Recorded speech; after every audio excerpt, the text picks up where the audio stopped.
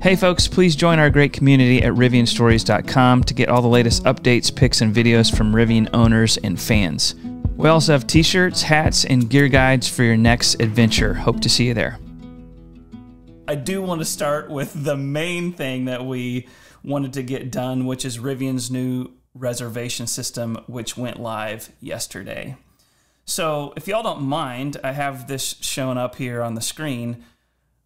I'll just go over these highlights and then I'll ask you guys what you think of the new system, your opinions of it, and your actions. So the few highlights that I wanted to make sure and get out, I actually put there yesterday, is that if you've already pre-ordered, so Rivian community and family, if you've already pre-ordered, nothing changes. This only affects new reservations 5/25 onward.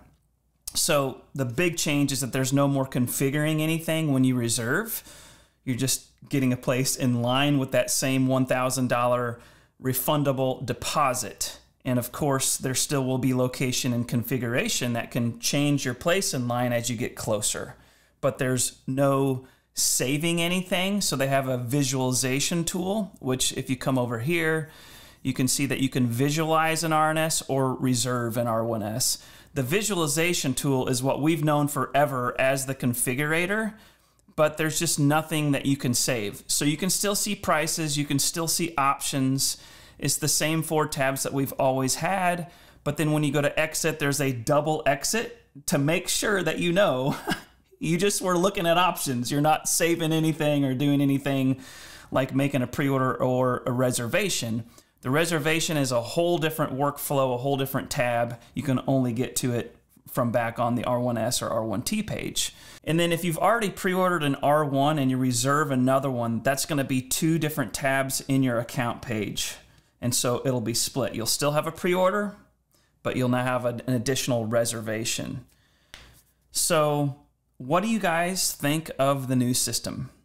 I think it's a good thing. And I think it is Rivian taking the first step toward properly setting, or actually more importantly, not setting improper expectations. And we know what it is. Things change. So vehicle options are going to change, and more than likely pricing is going to change. And this is a way for people to get in line for a Rivian, but do so without having expectations around a specific configuration or a specific price. I think it's smart. I think it's the right thing for Rivian to do, because that's how they can manage the unknown in coming months and potentially even years. Right. Especially with all the new tech. I mean, we've got different kinds of batteries that have already been mentioned in the past quarterly calls, LFP, you know, tonneau covers change, all kinds of new stuff that's coming in that they've got to have the flexibility for. Maybe it actually isn't really any different than anything we've ever seen. It's just they're presenting it different, if that makes any sense. I mean, you know, because you go to like Ford's website, for instance, and you build a Bronco. I mean, it'll take you to a dealer that will have something either that matches exactly or different, or that, you know, that has a couple key differences as close as possible. But I mean, I agree with Skylar. I think it's getting them one step closer to build to order, compared to where they are now, where they're just batch building like crazy and then shipping trucks all over the country. I do think that it might look a little bit different in 18 months. It all depends on what the order backlog looks like, because if they can produce fast enough to catch up, then they might be able to go back to the old configurator and say, okay, configure your specific vehicle and you could expect to receive it in 2 months.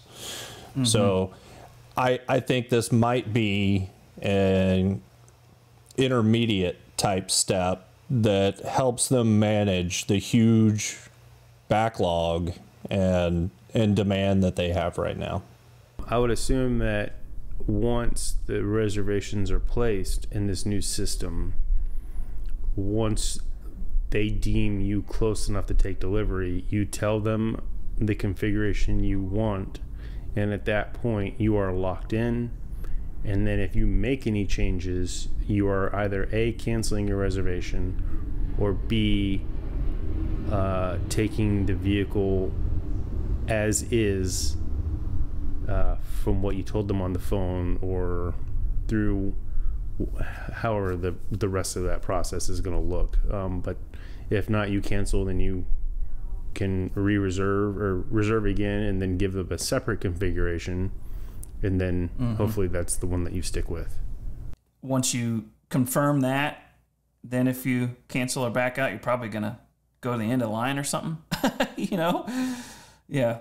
Right. Yeah, that's what I'm getting at. I mean, because I think that's, at least that's the way I assume it's going to be, because I'm not telling them anything. I'm saying, hey, I want an R1T or an R1S from this point forward. And then once our name is called, if we did have a second reservation, and once our name is called, I then have to tell my guide what configuration we want, and then at that point I'm locked in. Should I make changes from that point, I either A, cancel, or B, take it or leave it, basically. I do agree with that. I doubt that they would cancel, but it could reset both your time frame and your pricing based on when you lock in the new one. The only other thing that I kind of somewhat like about it is just managing expectations of us people.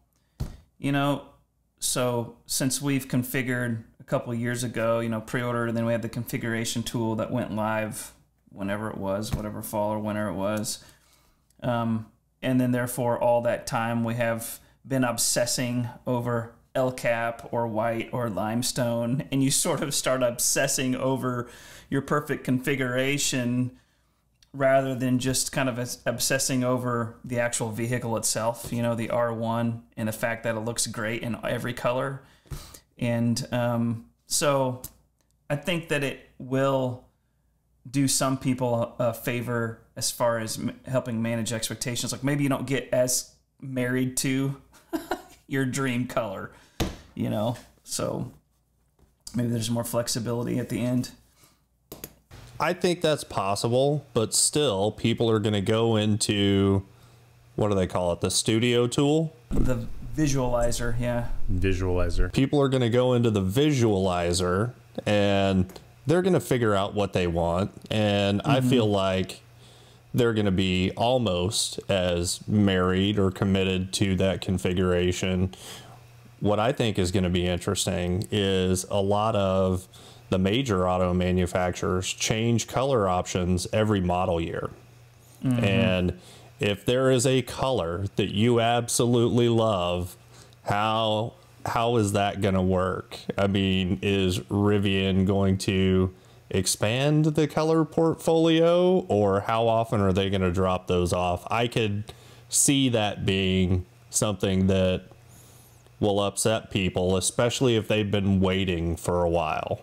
I almost think it's going to do the opposite, Kyle. People are going to mess with that visualizer a lot more than I think we did, simply because it's not tying them to anything, and it doesn't really matter. I mean, it matters. Don't take that the wrong way.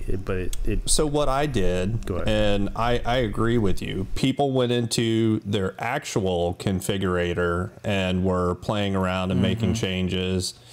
And I did not do that. I just went to the website without logging in and said configure, and then you play around in a configuration that's not yours, and you don't have to worry about messing anything up. All right, folks, that's it for this one. Again, catch the entire episode on Spotify, Apple Podcasts, or your favorite podcast app. Until the next video, we'll be hanging out at RivianStories.com, so we hope to see you there.